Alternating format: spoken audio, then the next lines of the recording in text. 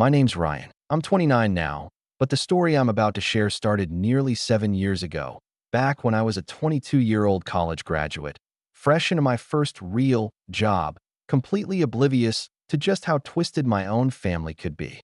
I grew up in a small suburban town, the kind where everyone knew everyone and reputation stuck like gum on the bottom of your shoe.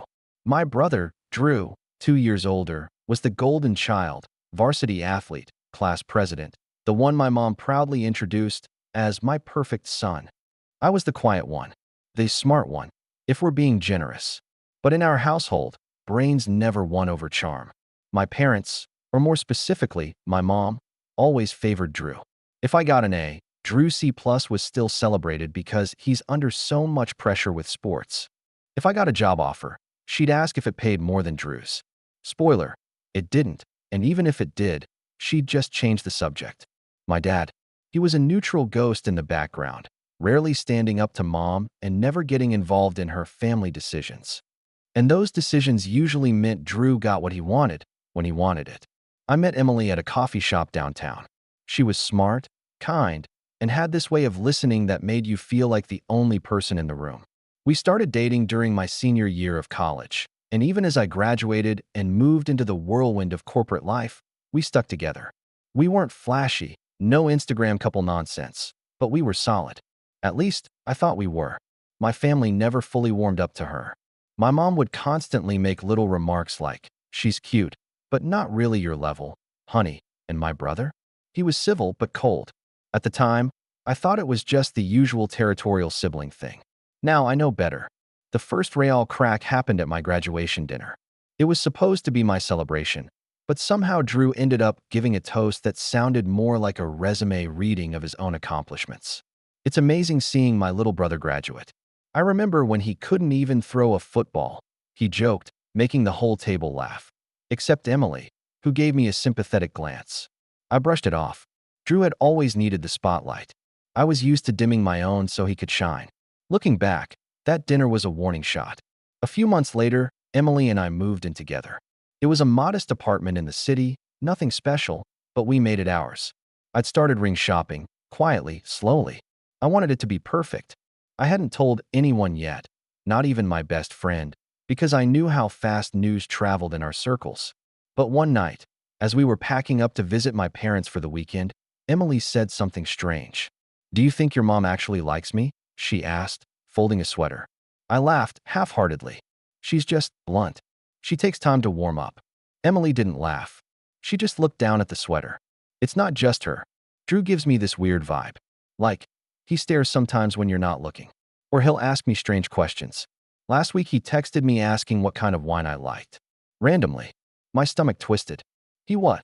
She shrugged. "It was probably nothing." But it wasn't nothing. That was the moment something inside me started watching. I became a little more alert when we were around family. I started noticing Drew's long glances. How his tone changed when he spoke to her. Too smooth, too familiar. And my mom. She'd keep inviting Drew to events we were both supposed to attend, movie nights, dinners, and then accidentally forget to tell me until the last minute, claiming she assumed I was busy with work. Then came the birthday party. Emily turned 24 in July, and I threw her a small celebration at our place. Just a few friends, cake, wine, some music. I wasn't planning to invite my family, but Emily thought it'd be a nice gesture. So I caved. My mom and Drew showed up late, unannounced, and brought a bottle of champagne that probably cost more than my rent. My mom hugged Emily tightly, too tightly, and whispered something I couldn't hear. Drew walked in like he owned the place, complimented her outfit, then joked, "You sure you're not out of his league?" Everyone laughed. I didn't. After that night, Emily seemed off. Distant. She smiled less, touched me less. I chalked it up to stress. She was applying to grad school, after all, but a quiet voice in the back of my mind whispered, "Something's wrong." Then came the proposal, or what was supposed to be. I'd planned a weekend trip. Mountains, cabin, quiet. I had the ring. I had the words. But the night before we were supposed to leave, Emily sat me down and said, "I don't think I can do this." At first, I thought she meant the trip. Then she said, "Us." I blinked. "What are you talking about?" Her voice trembled. "I know about the other girl, Ryan." My heart dropped. "What other girl?" She looked like she was trying to be brave, but her hands were shaking. Don't lie. Drew told me. He showed me the texts. He said you've been cheating for months. I couldn't breathe. Emily, I haven't. I swear on everything. I haven't. But she wouldn't look at me. He said he caught you. He said you begged him not to tell me. The world tilted. I wanted to scream, but all that came out was a whisper. You believe him over me? There was silence. And in that silence, everything between us shattered. Emily moved out a week later. My mom called once, not to ask how I was, but to say, "You'll be okay, sweetie. She was never meant for you anyway." I didn't respond. Then came the final blow. 3 months after the breakup, I got a text from an old college friend. "Hey man, you seeing this?" Attached was a photo from a Facebook engagement announcement. Drew and Emily, smiling, her hand on his chest, flashing my ring. I stared at it for a long time. I thought I'd cry. Instead, I laughed. A small, hollow sound that echoed in my empty apartment. I packed a bag that night. I didn't tell anyone. I turned off my phone, and I disappeared. No texts, no emails, no explanations. Let them fill in the blanks. I just walked away from all of it. That was the end of who I used to be, and the start of something else entirely. I vanished. Not in the dramatic, burn everything down kind of way, just quietly, deliberately. I quit my job, broke the lease, deleted every social media account I had, and bought a used sedan with what little savings I had left. I drove west, toward states I'd never seen, mountains I'd only read about, and towns where no one had ever heard the name Ryan Bennett. For the first time in my life, I didn't have to live in Drew's shadow or shrink under my mother's disapproval. It was terrifying, and it was freedom. For 2 years, I worked odd jobs and moved often. Sometimes I was a bartender, other times a barista, once even a bellhop at a ski lodge in Colorado. I learned to love silence. I read a lot. I kept a notebook, filled it with ideas. One of them, a startup concept I dreamed about in college but never had the guts to pursue, slowly began to take shape. I won't bore you with the grind, but let's just say that isolation sharpens you. And bitterness? Bitterness, when channeled right, is fuel. I taught myself code, saved obsessively, partnered with someone I met online who shared the vision, and after about 3 years, the business finally took off. It started small, then grew fast, like wildfire in a dry forest. Investors came. Partnerships followed. By 28, I wasn't just doing well, I was quietly wealthy. Quiet enough that no one back home knew a thing. But they were about to. The first time I heard from my family again was during a late summer afternoon. I was sitting in my home office, staring out over a quiet lake I now lived beside, when my phone, a new number unconnected to my past, buzzed with a random email notification. Subject line, "Family reunion. We miss you, Ryan." I stared at the name. Mom. The email was oddly cheerful, as if the past 5 years hadn't happened, as if they hadn't betrayed me, ridiculed me, thrown me aside like I was nothing. She wrote about how everyone was so excited to finally be together again, how Drew and Emily would be there with their little one. Apparently, I had a nephew, and how it wouldn't be the same without you. That was the first I'd heard of the child.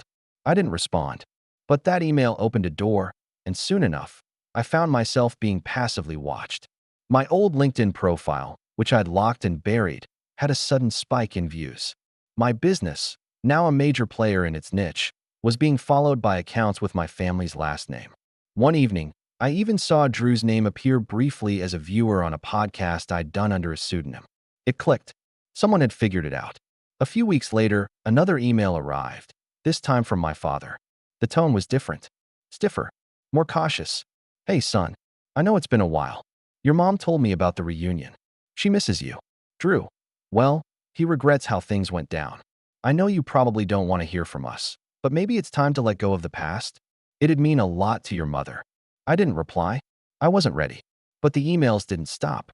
They came from my cousin, my aunt, even Emily, whose message simply said, "I hope you're okay. I think about you sometimes." I deleted it without opening the rest. Then, something happened that shifted everything. One of my business partners forwarded me an email from an interested investor looking to arrange a meeting. They'd used my real name, the one I never advertised publicly. The message was vague, filled with flattery, but something about it felt off. I dug a little deeper, had someone on my team trace the source. It was Drew. He'd used a fake name, a burner address. Tried to pose as an investor to get in touch with me. I saw red. He wanted something. And I knew exactly what it was. A few days later, I called my old college roommate, James, one of the few people I'd kept in loose contact with. He still lived near my hometown and, more importantly, had ties to people my brother still interacted with. Hey, I said. Weird question. Have you seen Drew lately? James laughed. Man, yeah, actually. You're not gonna believe this. Guy's in debt up to his ears. Mortgage is underwater, car got repossessed, and rumor is Emily's threatening to leave. Again, that last word, again, hit harder than I expected. Apparently, their marriage was not the fairy tale Facebook had promised. Turns out when the foundation of your relationship is betrayal and manipulation, the walls tend to crack fast. Emily had tried to launch some kind of influencer brand, but it flopped. Drew had burned through savings, made some bad investments, including a failed crypto gamble, and was now clinging to what little they had left. And worse, they'd moved back in with my parents. Of course they had. I almost felt sorry for them. Almost. But then James added, your mom still brags about Drew like he's God's gift to the planet. Pretends none of it's his fault. Tells everyone Emily's just going through a phase. It's pathetic. Nothing had changed. The golden child could do no wrong. And me? I was still the ghost. Until I decided not to be. The next family reunion was scheduled for early spring. An outdoor venue, rented out picnic area, all the distant cousins and second aunts, the full cast. It was the kind of event my mom lived for, social peacocking in its purest form. According to the email chain James forwarded me, Drew was supposed to be the unofficial guest of honor, with a toast planned in his name and everything. I RSVP'd, anonymously, under a fake name, just to see if they'd notice. They didn't. The weeks leading up to the reunion were strangely meditative. I didn't feel rage or even sadness anymore, just a steady, calculated calm. I pulled my old suit from the back of the closet, had it tailored, then rented a luxury car for the day, sleek, black, the kind that turns heads but doesn't scream, trying too hard. I told my assistant to clear my calendar. I booked a hotel 2 towns over. And I waited. The morning of the reunion, I arrived 10 minutes early. The venue was already filling with people. Kids running around. Distant relatives laughing. I parked the car in full view of the entrance, stepped out slowly, adjusted my jacket, and made my way toward the tables. No one recognized me at first. Not until I walked straight past the welcome booth and casually picked up a drink from the refreshment table. Then I heard it, a sharp intake of breath. Ryan. I turned. It was Aunt Michelle, the one who used to sneak me cookies as a kid and tell me I was too sensitive when my mom snapped at me. Oh my God, it is you. Others started turning. Whispers spread. I smiled politely, nodded once, and kept walking. Then I saw them. My mom, standing near the stage, frozen. Drew beside her, hand in his pocket, face pale. And Emily, older, wearier, still beautiful in that distant kind of way, holding a toddler on her hip, staring at me like she'd seen a ghost. I didn't break stride. I walked right up to them, opened my mouth. And then, they didn't show up. Not at first. A rustle of conversation passed through the crowd. My mom's phone buzzed. She read a message, then her expression soured. Their car broke down, she muttered. 2 blocks away. Of course it did. I glanced at the black luxury car parked near the gate, sunlight gleaming off the polished hood. Every eye was on me now. And for the first time in years, I didn't shrink. I smiled and waited. The silence that followed was almost theatrical. I stood there, drink in hand, the weight of every whisper and stare pressing against my back like a slow-building wave. But I didn't move. I didn't flinch. If anything, I let them look. Let them wonder. My mother, of course, was the first to try and recover. She moved toward me with that signature tight-lipped smile she always wore when trying to appear gracious, the one that never reached her eyes. Ryan, she said, her tone overly bright, like I was some distant cousin who'd RSVP'd last minute. We're so glad you could come. I sipped my drink, paused, then answered, are you? Her expression faltered for half a second, and then she leaned in for a hug that I didn't return. She smelled like expensive hairspray and old perfume. The same scent she wore at every school function she'd only half listened through. Before she could say more, a car horn beeped twice in the distance. Heads turned toward the street bordering the park entrance. A beat-up silver minivan, unmistakably theirs, rolled into view, sputtering as it lurched to a stop at the curb. The driver's door swung open, and Drew stepped out, looking both flustered and furious, like he couldn't decide who to blame for being late. Then Emily stepped out behind him, lifting their toddler with one arm and slamming the passenger door with the other. Drew spotted me almost instantly. His jaw clenched and his pace slowed. For a moment, I thought he might turn around and leave. But no, he squared his shoulders and started walking toward the gathering with that same smug confidence he'd carried since we were kids. The confidence of someone who always had backup, someone who thought he'd never lose. And to be fair, he hadn't. Not really. Until now. As he approached, I noticed something subtle but telling. Emily wasn't walking beside him. She lagged behind, hanging back with the kid. And she was staring at me the entire time. Not at my clothes. Not at the car. At me. Drew extended a hand. Didn't think you'd show. I looked at it, then back at him. Neither did you, apparently. He forced a laugh. Car trouble. You know how it is. Not really. I replied, letting the smile curl slowly. Mine runs fine. The silence between us stretched just long enough to be uncomfortable. Then he dropped his hand and gave a stiff nod. Look, I know there's history, but maybe today we let that go, yeah? Just family stuff. No drama. That word. Family. It hit different when it came from him. Before I could respond, my mom stepped between us like a diplomat rushing to prevent war. Let's not turn this into a scene. We're here to celebrate. All of us. And Ryan, honey, you being here means so much. Really. I studied her.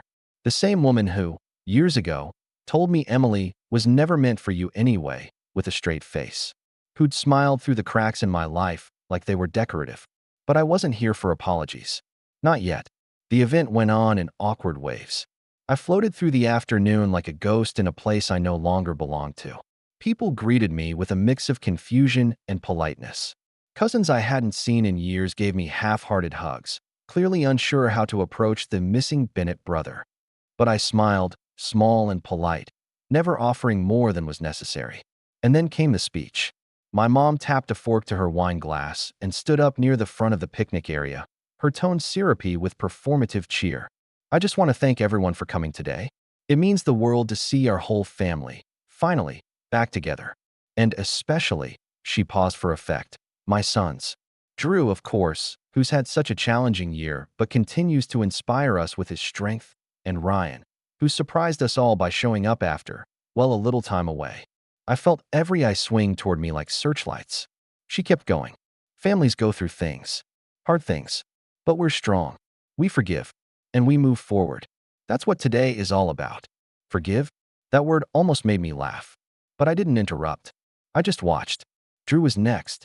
He didn't even wait for a cue. He just stood, raised his glass, and launched into one of his rehearsed little monologues, the kind that always earned applause from our relatives. I just want to say how thankful I am, he said, making deliberate eye contact with each table, like some local politician. We've been through a lot, but what matters is that we're here, together. And whatever happened in the past, he glanced at me then, we're still brothers. That never changes. Applause followed. Too much of it. Too loud. Like they were trying to clap away the tension. I stayed seated. I didn't raise my glass. And then, as the clapping died, Emily stood up. No cue. No toast. No announcement. Just silence. She shifted her toddler to her hip and walked to the front, her eyes wide but calm. I wasn't going to say anything, she began, her voice clear and steady. But since we're all being honest today, Drew's head snapped toward her. Emily. She held up a hand. No, you've had your turn. My mother's face paled. I've kept quiet for years, Emily said. Out of guilt. Out of fear. Out of shame, honestly. But seeing Ryan here, I can't pretend anymore. The entire park went still. No birds. No rustling leaves. Just stillness.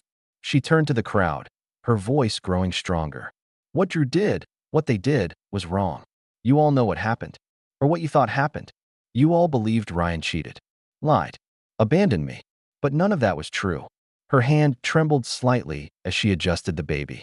Drew lied. He showed me fake texts. Fake screenshots. Convinced me that Ryan had another woman. Said he was just trying to protect me. My pulse thundered in my ears. Emily looked at me. And I believed him.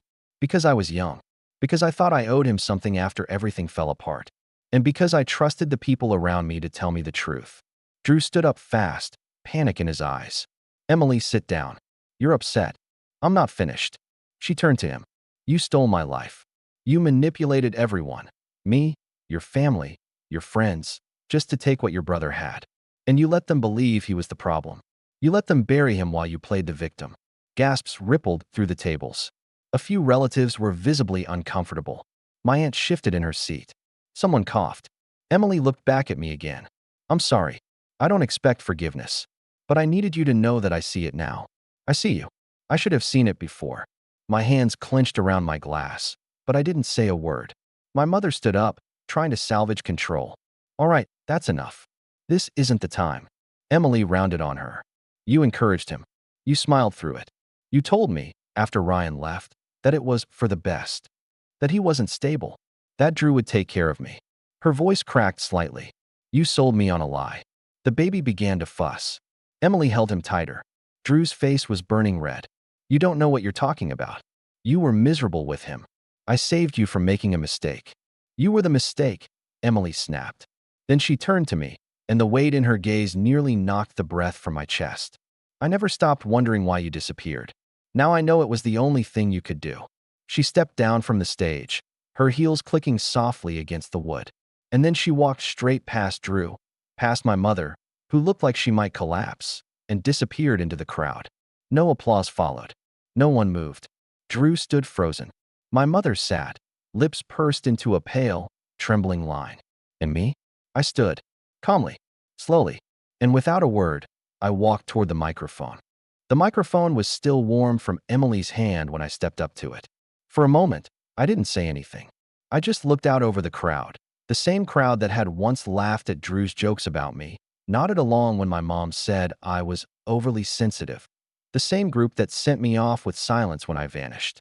Now they stared at me, mouths slightly open, unsure whether to brace for an explosion or an apology. I gave them neither. I simply said, I'm not here to clear my name. That would assume I still cared what any of you thought. There was a faint rustle of discomfort. My mom shifted in her seat. Drew took a single step forward and froze when I glanced his way. I just wanted to see, I continued, to see if anything had changed. I scanned the tables. Faces that once filled the background of my childhood. The same people who never once reached out. Not after the breakup. Not after the lies. Not when I vanished. Not until they found out I was worth something. But it hasn't, I said quietly. You still cheer for the loudest voice in the room. Still defend whoever makes you feel most comfortable.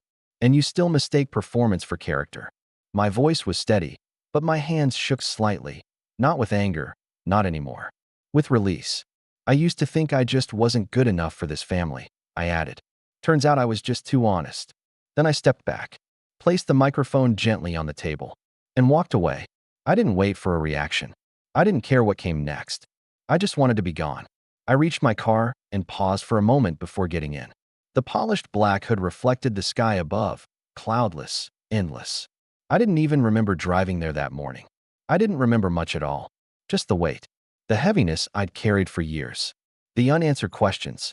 The nights I stared at ceilings wondering how people I loved could be so casual about destroying me. The sick feeling in my stomach every time I replayed Emily's face the night she left. The ache of losing her. The ache of losing myself. It all caught up to me then. I sat in the driver's seat, closed the door, and finally exhaled, like I'd been holding my breath since the day I disappeared. The next few days were a blur. I returned to the hotel in a kind of trance. I didn't eat much. Didn't sleep well. I kept replaying the reunion over and over. Emily's speech, my mother's face, Drew's tightening fists. The silence from everyone else. That was the part that lingered the most. The silence. No one stood up. No one defended me. Even after the truth came out. They just sat there. And I realized, maybe I'd never lost a family. Maybe I'd never had one. That thought broke something loose inside me. Not in a violent way. Not in a way that made me want to scream or throw something. But in a way that made everything finally make sense. The next morning, I drove around the old neighborhood. Past my childhood home. The park where Drew broke my nose in a friendly football game, and Mom told me I was being dramatic. The ice cream shop where I once took Emily after our first real fight. The one where she admitted she hated how my family talked down to me.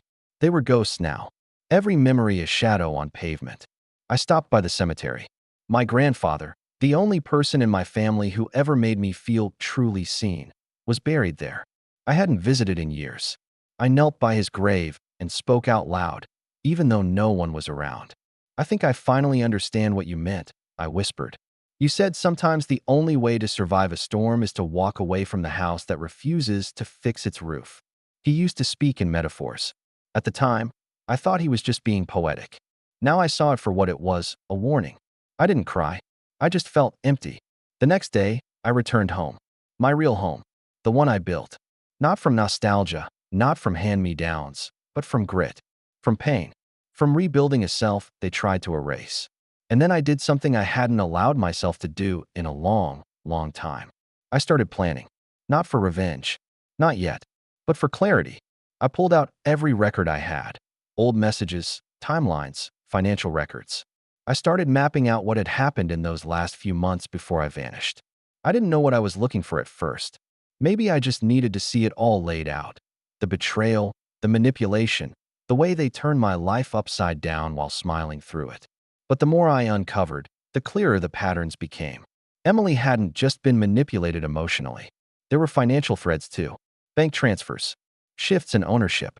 My old apartment lease had been co-signed by Drew at some point. Why? I never added him. The ring I'd bought for Emily? A custom order under my name. But the purchase history showed it had been picked up by someone else. 2 days before she left me. Things weren't just personal. They were calculated. I brought in a friend of mine, a forensic accountant I'd met through one of our angel investors. I asked him to look at a few documents. Casually, no context. Just a situation I'm working through. A week later, he called me back. "Ryan," he said carefully, "you might want to sit down." I already was. He walked me through it. How Drew had used my identity to secure a small loan. How he'd forged a signature on the ring transaction. How someone, likely with access to my personal documents, had attempted to open a joint account in my name and Emily's, days before the breakup. I thanked him, hung up, and stared at the wall for an hour. It was deeper than I thought. It wasn't just a relationship stolen. It was a life hijacked. They didn't just try to ruin me emotionally. They tried to erase me. But they failed. And now? Now I had everything I needed. Not just to heal, but to build the quietest, coldest fire they'd ever feel. Healing isn't linear. That's something I learned slowly. Not in the poetic Instagram quote kind of way, but in the gut-wrenching, sleepless night kind of way. There were days I felt weightless, like the truth had finally set me free. And then there were mornings I woke up clenching my jaw, reliving the betrayal in fragments. Drew's smirk, Emily's disbelief, my mother's chilling indifference. But after the shock wore off, something else took root in its place. Focus. I threw myself into my company like it was oxygen. Every hour became a brick. Every deal, every hire, every product release. A wall between who I used to be and who I was becoming. The world may not have known what my family did to me, but it would damn sure know who I was without them. The startup, which I'll just call Lucent Tech here, had been doing well before. But now it thrived. Maybe it was the clarity. Maybe it was that small ember of rage I let burn just hot enough to keep me sharp. But our growth exploded over the next 18 months. We pivoted our product into something bigger, a platform that automated back-end optimization for small to mid-sized SaaS companies. Doesn't sound sexy, but it was exactly what a dozen struggling startups needed, and we landed 3 major contracts within 6 months. From there, it snowballed. We expanded, hired 20 new people, moved into a sleek downtown office with an open floor plan and high ceilings that made everyone feel a little more powerful than they probably were. But I wasn't just building a company. I was building my own empire. I took courses, met mentors, hired a PR firm, sat on panels, spoke at conferences under my own name. The same name they once dragged through the dirt now appeared in Forbes' 20 entrepreneurs to watch under 30 list. Funny how that works. And with each new milestone, the call started again. It started small. A text from my dad.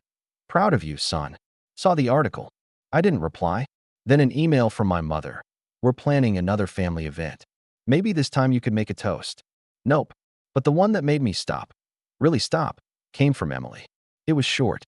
No subject line. Just one sentence. "Would you ever want to meet him?" I knew who him was. Her son. Drew's son. The child I'd once imagined might have been mine, in another life, before all of this. I didn't answer. Not yet. Instead, I looked at the message and asked myself a question I hadn't considered in years. What do I want? Not what do I need? Not what would make them hurt? Not what justice looks like? But me. What do I want after all of this? And the answer was simple. Peace. But peace, for me, would never come from forgiveness. Not until the scales were balanced. And I was finally in a position to do that. See, one of the benefits of building a tech company from scratch is that you become very good at research, at tracking, at noticing details most people overlook, like how my brother's house was technically under my mother's name now, a transfer likely done to avoid creditors, or how he'd tried to launch his own app with a shoddy dev team from overseas, only for it to flop within 3 months, or how Emily had filed for legal separation, a quiet document buried in county records, barely noticed by anyone, but enough to tell me their house wasn't a happy one. And most interesting of all, Drew had applied for a job at a company we'd recently acquired. He didn't know I owned it.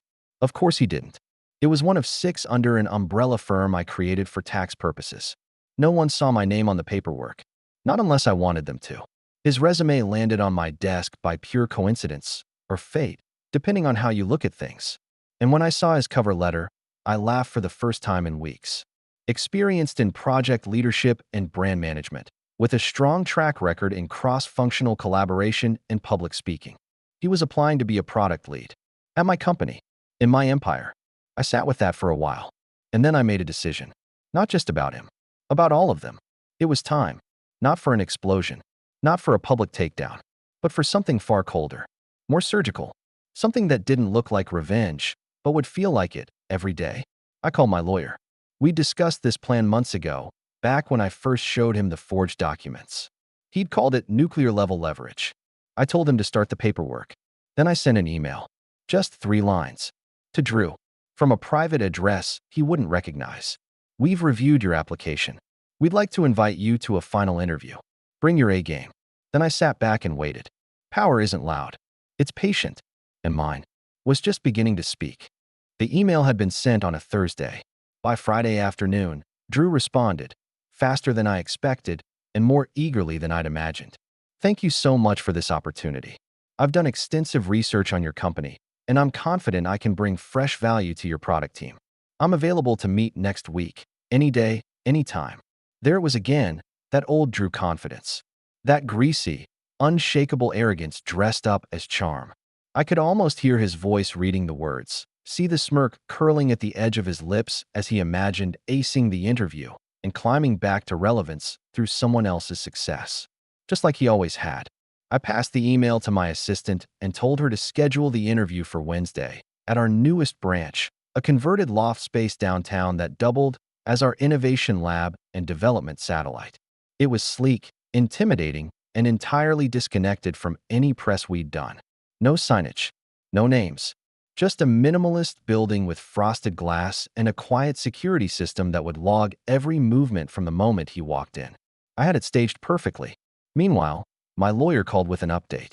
Everything's in place, he said, his tone cool and precise. We can initiate a formal inquiry if you're ready. The forgery charges will stick. You've got the purchase receipts, witness statements, and digital logs. Same with the fraudulent loan. He'll panic the second he gets that first letter. I didn't say anything right away. I just stood at the window of my office, looking out over the city skyline, the low hum of traffic rising like static. Not yet, I said finally. I want to give him a chance to see it with his own eyes first. I want him to realize who he tried to steal from. Understood, the lawyer replied. But you know the moment we trigger this, it's going to get messy. I smiled faintly. That's fine. I've spent the last 5 years cleaning up their mess. One more round won't break me. Once that call ended, I turned to the next phase, learning just how deep Drew's spiral went. I hired a private investigator. Not for dirt, necessarily. I didn't need scandal. I needed specifics. And the report that came back within a week was illuminating. Drew and Emily had been living in a house they couldn't afford, one that had been kept afloat with a series of gifts from my mother, pulled from the last vestiges of a retirement fund my father had quietly built. Emily, after filing for separation, had moved into a small apartment across town. She'd left most of her belongings behind. Their son, Caleb, stayed with her, and based on the PI's observation logs, Drew hadn't made much effort to visit. Worse, Drew had been applying to dozens of companies. Every rejection seemed to hit harder than the last. He'd cashed out a small 401k to pay off a credit card. He was selling things online, a TV, a mountain bike, even his old college letterman jacket. He was desperate, and desperate men made mistakes. I called in a favor from someone in our recruitment team. I didn't need Drew to pass any initial screenings, but I did want the interview panel to treat him like a serious candidate. I wanted the illusion to last. Be neutral, I told them. Ask him tough questions. Make him sweat a little. But don't let on who's behind this. Not yet. When Wednesday arrived, I dressed with care, not in a flashy way, but with unmistakable polish. Dark blazer, open collar, watch worth more than Drew's monthly rent, tucked neatly under the cuff. I arrived early and waited in the observation room behind a two-way glass wall, sipping black coffee as I watched him walk in. He looked different, older, not in a mature way, in a hollowed-out way. His eyes had lost their gleam. His posture, once annoyingly proud, sagged slightly at the edges. He wore a cheap blazer that didn't quite fit, and his handshake with the recruiter was a little too firm, like he was trying to assert control he didn't really have. Still, he talked, and talked, and talked. He spun stories, boasted about brand leadership experience and project execution, half of which I knew were lies. He threw in buzzwords like synergy and scalability and claimed credit for projects I knew he hadn't touched. At one point, he even mentioned my old app, the prototype Emily and I had designed in college, and claimed he consulted during early development. That made me laugh out loud behind the glass. When the interview was over, I told the team to stall him for 15 minutes. Just long enough for me to slip into the corner office upstairs, the one with my name etched subtly on the glass. I didn't usually work from this location, but today was a special occasion. 15 minutes later, there was a knock. "Come in," I called. Drew entered, a little flushed from the heat, carrying a fake leather folder with copies of his resume inside. And then he saw me. He stopped, dead in his tracks. He didn't say a word, just stared. I waited 3 beats, then leaned back in my chair and gave him a small, slow smile. "Hey, Drew," I said. "Long time." He opened his mouth, then closed it again. His throat bobbed as he swallowed. I didn't realize. "No," I cut in. "I'm sure you didn't." A heavy pause settled in the air like fog. I let it stretch, let him sit in the realization. I didn't come here to gloat. I lied calmly. "This isn't about revenge. This is about closure." His lips parted. "Ryan, listen, man, I know things got messy back then, but I was trying to protect Emily. I thought you were. Save it." I stood up, slow and deliberate. "You weren't protecting anyone. You lied. You forged documents. You poisoned my relationship, stole my ring, my lease, my name. And then you wore my life like a coat that didn't fit." He paled. "That's not. You know what the difference between us is?" I stepped closer. "You've spent your whole life needing applause. I just needed time. And you gave it to me. 5 years of silence. 5 years to build something you'll never touch." He looked like he wanted to run, but he didn't move. I reached into the desk drawer and pulled out a folder. Inside was a copy of the forged lease, a transaction record from the jewelry store, a printed email where he'd pretended to be me. I slid it across the table. "I have the originals, and the legal team, and the funds to drag this through every court in the state." He stared at it without touching it. "But I'm not going to do that," I added. His head snapped up. "Because that would make you the center of the story again. And frankly, you're not worth the ink." Another beat of silence. Then I turned away and said, "You can see yourself out." And I let him walk. No guards, no threats, no security escort, just silence. Because what came next wasn't going to be loud. It was going to be devastating. He left without saying a word. Not a stammered excuse. Not a fake apology. Nothing. Just a pale, shell-shocked expression as he backed out of the office and closed the door with a soft click, like he was afraid to wake a sleeping beast. I didn't follow. I didn't need to. The look on his face told me everything I'd hoped for. Realization, regret, and a dawning fear that maybe, just maybe, the brother he thought he buried hadn't just survived, but had come back wearing armor. Still, that wasn't the revenge. That was just the opening act. The real show began the next morning. At precisely 9 a.m., Drew received a letter from my legal team. Not a full lawsuit, not yet, but a formal notice of investigation into forgery and identity theft, citing specific dates, transaction logs, and witness statements. It was worded professionally, but between the lines, the message was clear. We see what you did. We can prove it, and we're ready to bury you with it. I knew Drew well enough to predict his next move, denial, followed by panic. Then desperate calls to our mother, to anyone he thought might shield him. And sure enough, by noon, my mom was blowing up my inbox with subject lines like, "Please call me. This has gone too far," and my personal favorite, "You're still family." I didn't reply, because the next phase of the plan was already in motion, the part where I didn't just level the playing field. I took it. Remember the house Drew was living in? The one technically under my mother's name? Yeah, that was intentional. Because 2 years ago, when I caught wind that she was funneling money to him, retirement funds, credit lines, even refinancing the lake house my grandfather left her, I stepped in behind the scenes.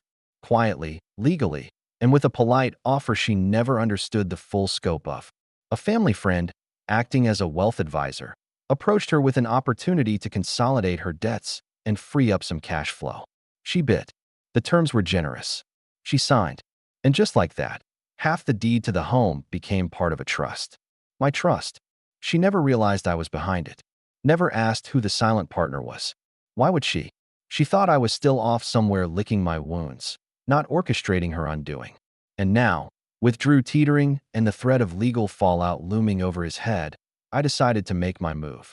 A second letter was sent, this time from the trust's legal counsel, informing the co-owners, my mother and me, that due to a defaulted clause in the agreement, a motion would be filed to liquidate the property unless the outstanding debt was resolved. There was no way they could pay it off. I'd made sure of that. But even that wasn't the finishing blow. That came through Emily. I hadn't contacted her since the reunion. I wasn't sure I ever would. But when the time came, I sent her a single message. "If you'd like full custody, I can help." She responded within an hour. We met at a quiet cafe halfway between our cities. She looked different, tired, but clearer, like someone who'd finally surfaced after nearly drowning. "I don't want money," she said first. "If that's what this is." "It's not," I replied. "I want nothing from you." She nodded slowly. "Then why?" I sipped my coffee. "Because you're the only one who said the truth out loud.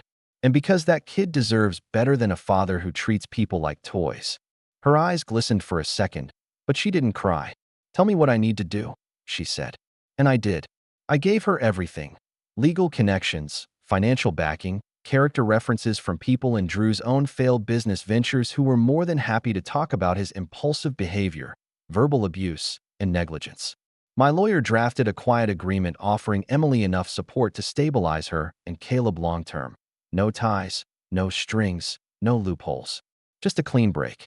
2 months later, the custody hearing came and went. Drew showed up alone, unprepared, unrepresented. Emily left with full custody and a reinforced legal barrier that prevented Drew from accessing Caleb without court approval. Then came the final stroke. The local newspaper, small but respected, ran a profile on Lucent Tech and its founder. A glowing feature, full-page photo, quotes about resilience and redemption. And right there in the sidebar, a little mention of an old betrayal, legal action, and how personal loss fueled a now multi-million-dollar venture. The name Drew Bennett wasn't in the article, but everyone knew, especially in our town.